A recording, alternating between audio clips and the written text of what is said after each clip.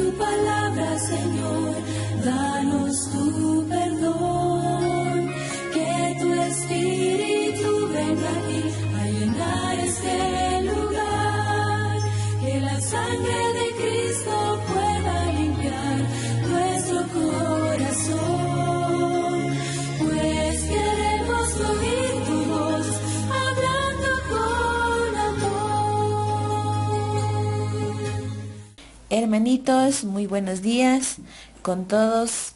Les damos ya una calurosa bienvenida, un cálido saludo en donde se encuentren, en donde estén. Pues nuevamente aquí presentes la familia Cóndor, quienes habla la hermana Isabel, esperando se encuentren bien. Comenzamos aquí en esta mañana nuestro segundo día de estudio para este día lunes, pues esperando que día a día puedan aprovecharse cada uno de estas páginas de estudio y también aprovecharse cada uno de los versículos que nos da las Sagradas Escrituras para poder tener el entendimiento de la palabra de nuestro Dios. Comenzamos, hermanos, en donde se encuentren, con una oración. Acompáñenos en donde estén. Oramos. Padre Celestial, bendito Señor, te damos gracias porque nos has dado la vida, nos has dado un nuevo despertar. Pedimos pues en esta mañana que puedas derramar de tu Espíritu sobre nosotros para poder tener el entendimiento de este estudio, para que nuestros hermanos en donde se encuentren puedan comprenderlo también y día a día, Señor, edificarse con tu palabra. Señor, cada mañana te buscamos en oración, cada mañana pedimos que puedes ser tú el dador del entendimiento y también que nos puedas dar concentración para este estudio. Sin más, Señor, por favor, estos favores te pedimos en el nombre de tu Hijo Jesús. Amén. Amén. Muy bien, hermanos, a todos muy buenos días. Tenemos el título de hoy, Una tentación común. Una tentación común. Vamos a ir con la primera pregunta, hablando acerca de David.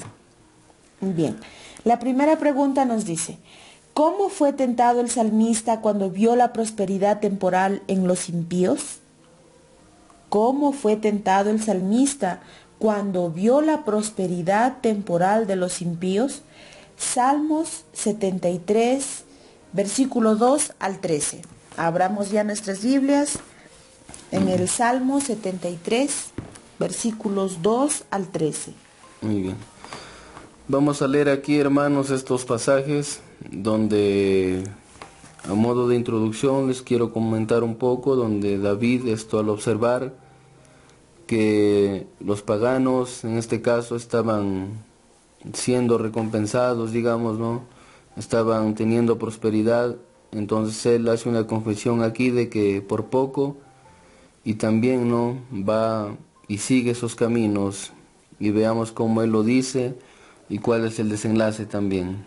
Nos dice así, empezamos desde el versículo 2.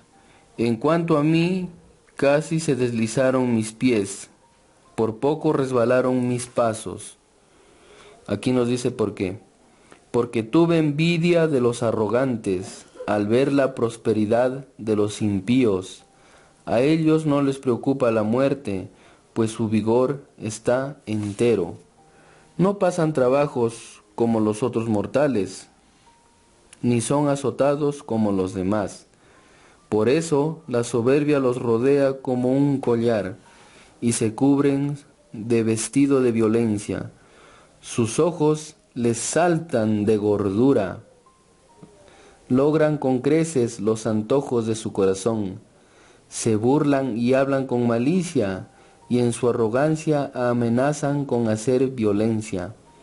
Ponen su boca contra el cielo, y su lengua recorre la tierra. Por eso su pueblo se vuelve a ellos, y los tienen por fuente, que beben a largos sorbos. Este pasaje que viene es bien interesante porque esto también se puede preguntar el mundo de hoy, y dice así, para los que dicen no, que quién nos ve, quién nos oye, aquí el salmista escribe, y dicen, ¿cómo sabe Dios? ¿Hay conocimiento en lo alto?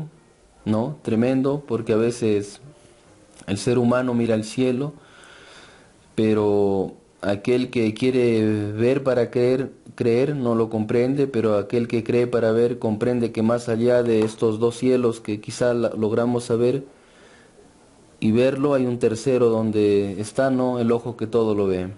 Entonces el versículo 12 dice así: estos impíos, sin ser turbados por el mundo, alcanzaron riquezas. Versículo 13: en verdad, en vano he limpiado mi corazón. Aquí es como que hace un lamento David. Y he lavado mis manos en inocencia. Al ver entonces tanta fortuna que hacía el impío, a pesar de su injusticia, a pesar de las cosas que hacían, lograban, dice, intereses, antojos, a pesar que había malicia, había violencia. Y él esto decía: entonces yo, ¿cómo estoy? Yo que hago todo, me quiero mantener puro, limpio, estoy en este estado, ¿no? Y él mismo dijo al inicio: casi resbalan mis pasos. No dijo resbalaron, sino dice: casi resbalan mis pasos y se deslizaron mis pies.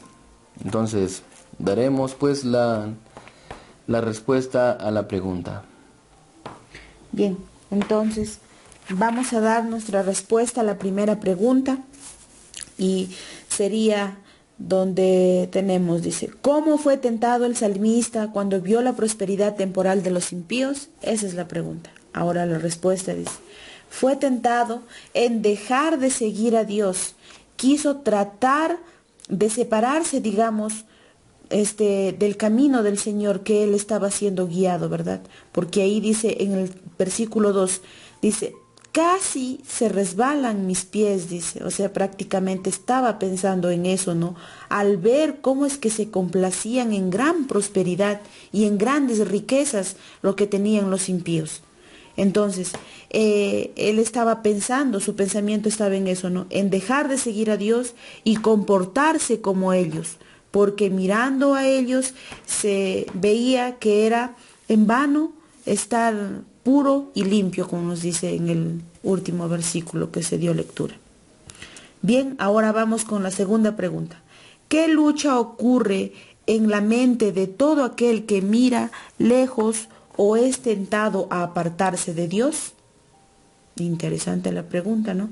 Y ahora también vamos a leer un poquito del testimonio para poder dar respuesta a nuestra segunda pregunta, porque también ahí nos aclara tal y cual cómo es que David vio así a los impíos en esos tiempos. Entonces el testimonio también nos va a dar cuenta cómo es que en el mundo aún nosotros todavía también somos provocados por esa tentación.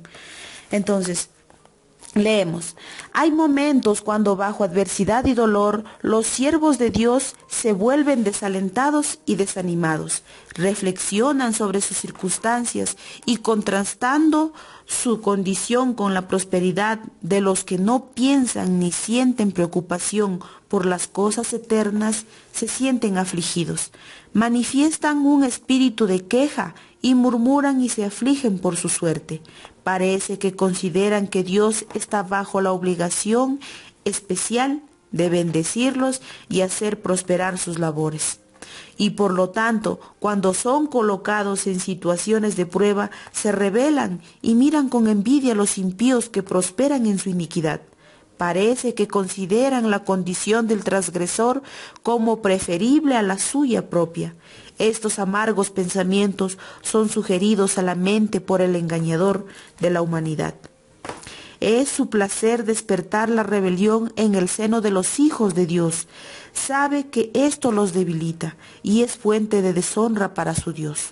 Él desea que pensemos que es algo vano el servir a Dios y que aquellos que son descuidados acerca de las demandas del cielo son más favorecidos que los que se esfuerzan por obedecer los mandamientos de Dios. El salmista David tuvo esta experiencia cuando consideró la condición floreciente de los malos, tuvo envidia de su éxito.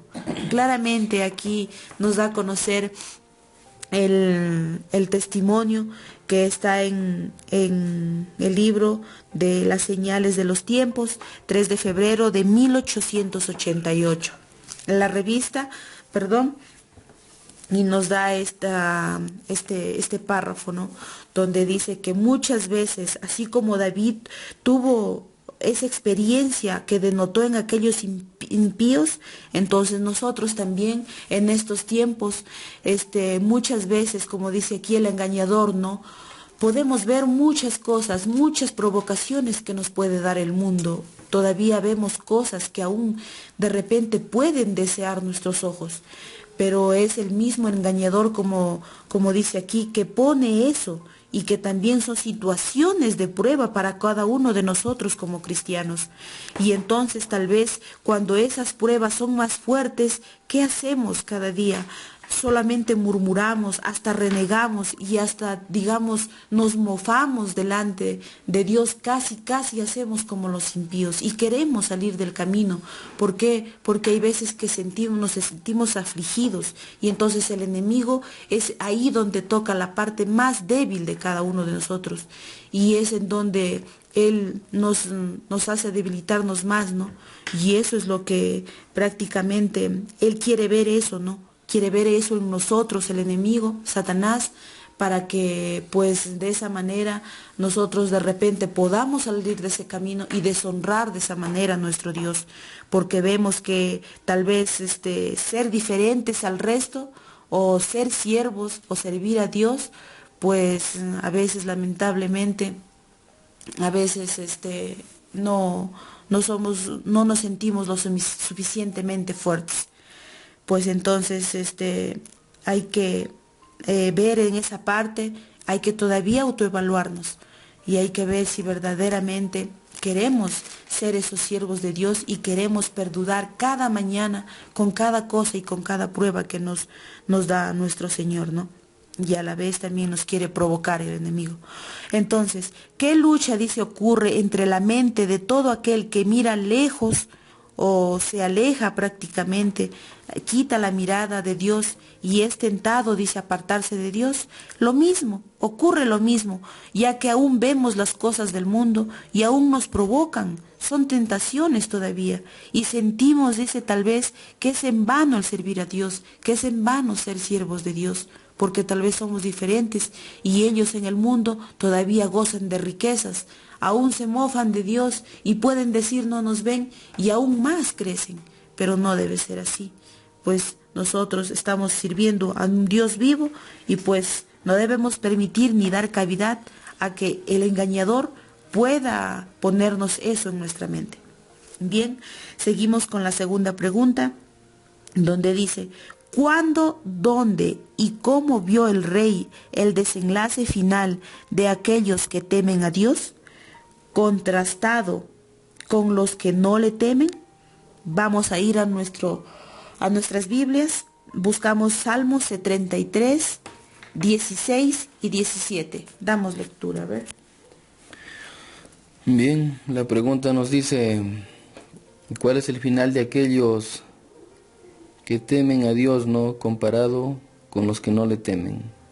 Refiriéndose al temor en el sinónimo de reverencia, de respeto, de aquellos que honran, ¿no?, su ley basada en sus mandamientos, para poder un poco diferenciar, ¿no? Porque acá no está hablando del temor, digamos, del miedo, porque a Dios no se le sirve con miedo, ¿no?, sino del temor, refiriéndose a la reverencia.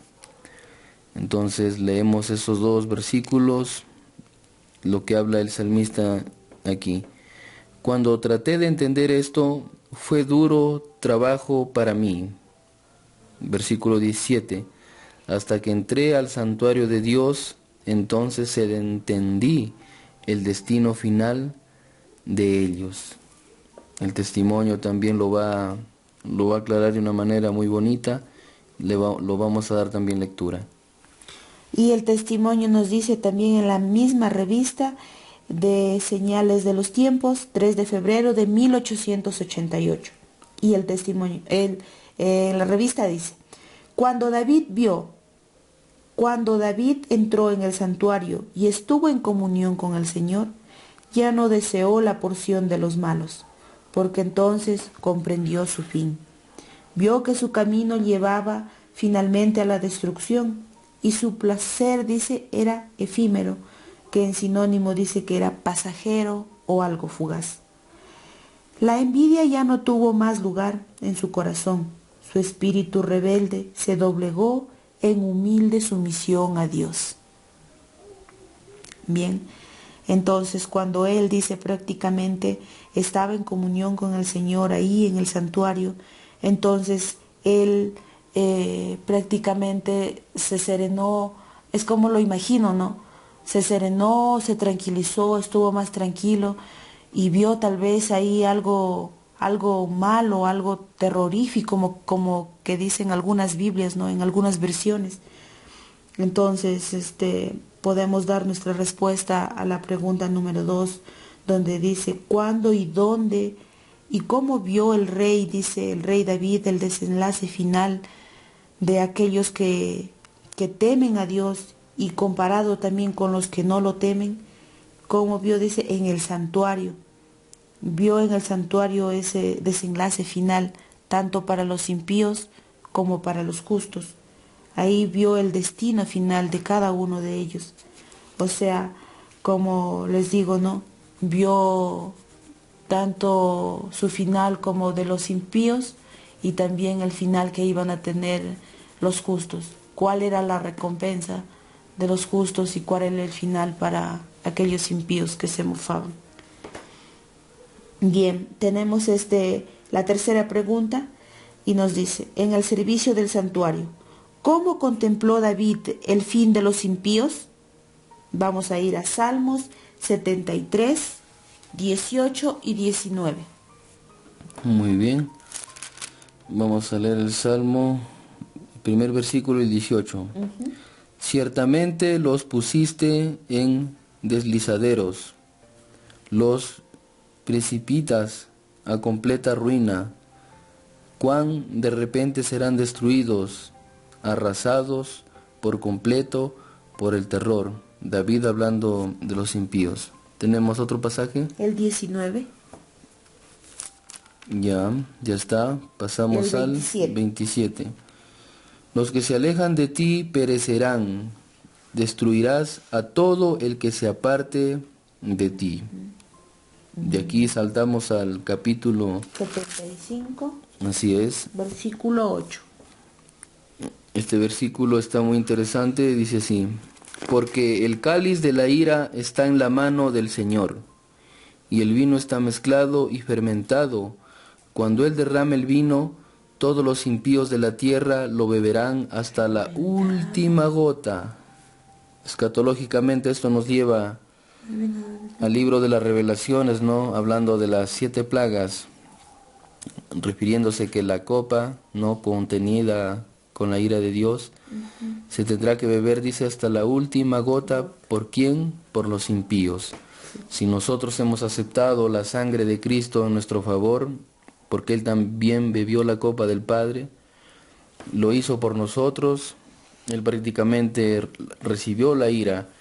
Es por eso que las plagas, hermanos, a nosotros no tendrían que llegar a tocarnos, tendríamos que estar limpios, y que tiene que saltar por nosotros, ¿no? Lo que sería la muerte, la desgracia en los tiempos finales. Pero si hemos aceptado realmente, de todo corazón, de toda voluntad, el sufrimiento del Señor en nuestro favor. Y si no, pues esa copa tendría que ser soportada por nosotros, pero en este caso, como seres humanos, no vamos a poder y tendríamos que ser lamentablemente destruidos. Entonces, tenemos otro capítulo. 76, versículo 12. El 12 nos dice así: Él corta la vida de los príncipes y atemoriza a los reyes de la tierra. Igual manera, nos lleva también al libro de las Revelaciones, donde se habla, ¿no?, acerca de los reyes de la tierra, aquellos que se enriquecieron ilícitamente, ¿no? Tendrán que recibir su paga, ¿no?, por cuánto daño y maldad han hecho a costa también y a cuesta de los seres humanos más humildes. Entonces, hasta ahí me parece que está bien para poder responder la primera pregunta. Claro. Nuestra pregunta es, ¿Cómo contempló David el fin de los impíos? Que serán consumidos, destruidos, arrasados por completo. Serán totalmente, pues, desaparecidos, digamos, de esta tierra, ¿no? Ahora sí, vamos a la otra pregunta. ¿Cómo vio también que la mano misericordiosa de Dios se extiende sobre los pecadores arrepentidos? Vamos a Salmos 77, versículos 7 al 9. Así es. Entonces vamos a ver la otra cara de la moneda. Pero esto es para los suyos, ¿no? Está hablando para los del grupo, digamos, para los del rebaño. Empezamos por el 7. Desecha el Señor para siempre, no volverá a ser favorable, cesó para siempre su invariable amor, se acabó su promesa hecha para todas las generaciones, se olvidó Dios de su bondad, ha retenido con ira sus piedades. Versículo 15. Con su brazo redimiste a tu pueblo y a los hijos de Jacob y de José. Muy bien. Bien, damos nuestra respuesta para esta pregunta y podríamos poner, porque Él extendió su mano a todo el que lo busca y sigue extendiendo su mano al que le busca de todo corazón, de corazón contrito, de corazón arrepentido, de corazón humilde. Él va a extender su mano hasta antes de que se cierre, como se dice, no, la puerta de la gracia. Aún tenemos oportunidad. Y pues si es que aquel que lo busca y está arrepentido completamente de corazón, entonces el Señor tendrá esa misericordia para cada uno de ellos y aún para cada uno de nosotros. Muy bien. El estudio de hoy, hermanos, ha estado muy interesante, pero vamos a retroceder un poquito más atrás para terminar hablando acerca de David. David comprendió, nos dijo, el destino de los impíos cuando él entró al santuario. Al entrar al santuario comprendió no lo que es santo y lo que es profano. Dios, me imagino, que le mostró no la recompensa para los que quedaron fuera de los límites de un pueblo santo y para los que estaban dentro de la santidad, digamos, delante de la presencia del Señor que se manifestaba, recordemos, en el arca del pacto. Hoy hay en el mundo más de 2000 denominaciones, bueno, la podemos llamar también religiones, y solo hay un pueblo estudioso del santuario, solo hay un pueblo, en este caso el pueblo adventista, que estudia, ¿no?, el santuario, pero sabemos que también en el mismo pueblo se le está dando la contraria, ¿no?, al plan de salvación. El santuario terrenal nos muestra, ¿no?, el mapa, cómo nosotros podemos caminar hacia el cielo y de la mano de quién podemos llegar al cielo. Nos muestra la obra que Jesús hace en nuestro favor y que por fe tenemos que llegar ahí. Es el mapa para nosotros poder llegar. Cristo es la puerta, por Él entramos. Depositemos la fe entonces en donde está el Cordero. Hay periodos de tiempo donde nos muestran, ¿no?, las fechas cuando Él ingresó. Hoy sabemos que Él se encuentra como sumo sacerdote ya, llevando a cabo un último servicio del santuario celestial, en este caso la purificación. Y si nosotros vamos a llegar ahí, hermanos, vamos a poder diferenciar entre lo santo y lo profano. Y si no, seguiremos pensando igual que el mundo, viviendo en los deleites del mundo, quizás codiciando lo que el mundo. Y como David, ¿no?, que casi resbaló, dice, por ver que el impío sobresalía. Y eso es lo que la gente hoy se cuestiona, ¿por qué a él y por qué no a mí? Pero resulta que las riquezas son pasajeras y que lo que está arriba en el cielo no se compara en lo absoluto a lo que tenemos aquí. Lo que arriba es más grande y que ni la polilla lo come, ¿no? Así es lo que dice la palabra del Señor. Entonces ahí debe estar puesta la mirada y poner toda nuestra fe con todas las fuerzas en Cristo, quien está, hermanos, ahí haciendo una obra a favor nuestra y a su pueblo que lo busca día a día. Entonces entremos al santuario, entremos a través de la sangre del nuevo pacto, a través de la sangre de Cristo. Eso es todo, hermanos. Y con este estudio nos despedimos hasta el día de mañana. Amén, hermanitos. Muchas bendiciones. Que tengan un buen día y pues siempre guiémonos por cada una de las Sagradas Escrituras que tenemos a mano. Así es. Amén.